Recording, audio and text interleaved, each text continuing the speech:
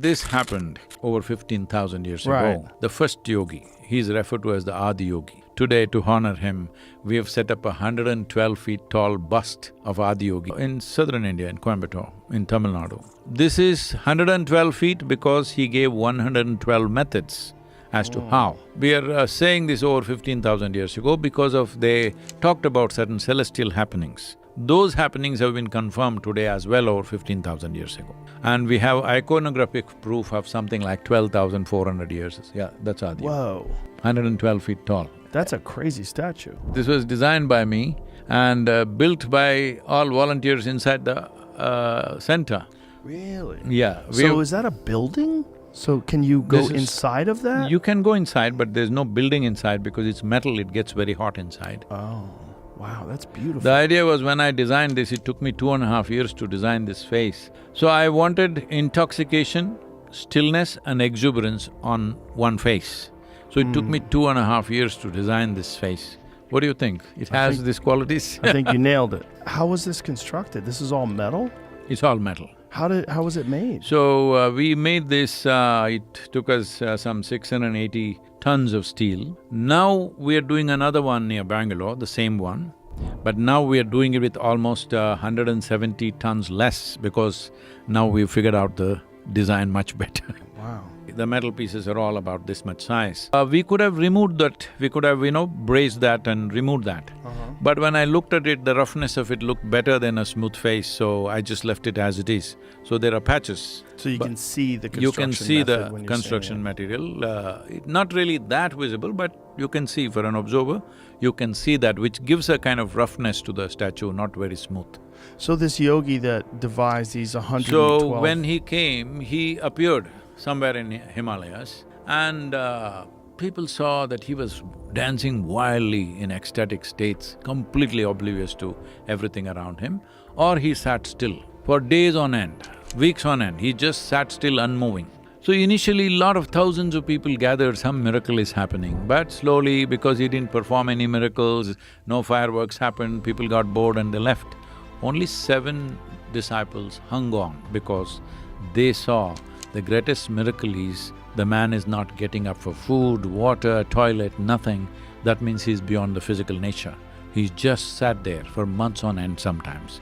The only sign of his aliveness was tears of ecstasy were dribbling down his cheeks. That was the only sign of life, otherwise he looked like he's dead. So when he came to some moments when he came to his consciousness, they pleaded, they wanted to learn, what is it that is happening to you?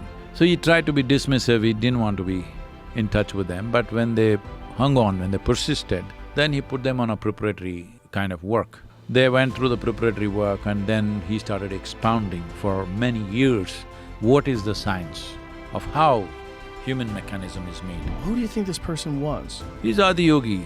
They called him, because he never introduced himself, they called him Yogi because he was the first one, they called him Adiyogi. Adiyogi means the first yogi. And he is also referred to as Shiva. Shiva means one who is not, that which is not. In the sense, see today modern science is speaking in these terms. In an atom, for example, over 99% of it is empty space. If there is proton, neutron, electron, all that covers less than 1%. 99% is empty space. So it is in the cosmos. So if you transcend your physical nature, you become a Shiva. That means you are nothing. But nothing is the most powerful dimension of the existence because it is in the lap of the nothingness, everything is happening. Do you think it's representative of the learning of yoga and the best way to establish it, to express it, was to make it a person? It's a real person because the places where he came, what he spoke, everything is recorded in history largely by lore. Today people are trying to write it down in books because in India, we don't believe in scholarship, we believe in experience, inner experience. So it's always transmitted as a oral tradition for a long time. These days people are writing down in many ways. It was a real person because… Pretty spectacular human being if they could do all the Absolutely. things. See, when he came down south, in southern India at that time, people were way shorter than the northern people. So they say he was twice the height of an average South Indian woman, because an average South Indian woman, tribal woman, were like 4.5 feet. So he must have been 7 or 8 feet tall. That people said he was twice that. And they say when he stood next to your horse, he was as tall as the horse's ears. But do you think these are exaggerations? Exaggerations could be there, but because his physical size doesn't mean anything for his yoga. Right, but So why? there's no point exaggerating that aspect, I'm saying. Right. See, if he was a warrior, somebody may exaggerate him. But for a yogi, what is the point making him a big guy physically? Just to make him divine. That is the whole thing. See, in India, the Indian culture has only spiritual paths. There is no real religion per se, because a religion needs a belief, all right? Spiritual process needs a quest, a seeking. If you are on the spiritual path, we call you a seeker. If you ascribe to religion, we call you a believer, all right? Belief means something that you do not know. Because an authority speaks, you believe that. It could be your father who says that this is the truth and you believe him as a child, then it may be a priest, then it may be somebody bigger, or it may be in a book. You believe it because it comes from an authority. But the nature of that culture, the Eastern culture, is there is no authority for us. Truth is the only authority. Authority is never the truth. So that is the essence of Eastern mysticism and Eastern spirituality, that it is… you're always a seeker, never a believer. So you think that yoga just emanated from this one incredibly unique human being that was larger than everybody else, that had supernatural abilities that existed 15,000 years ago? No.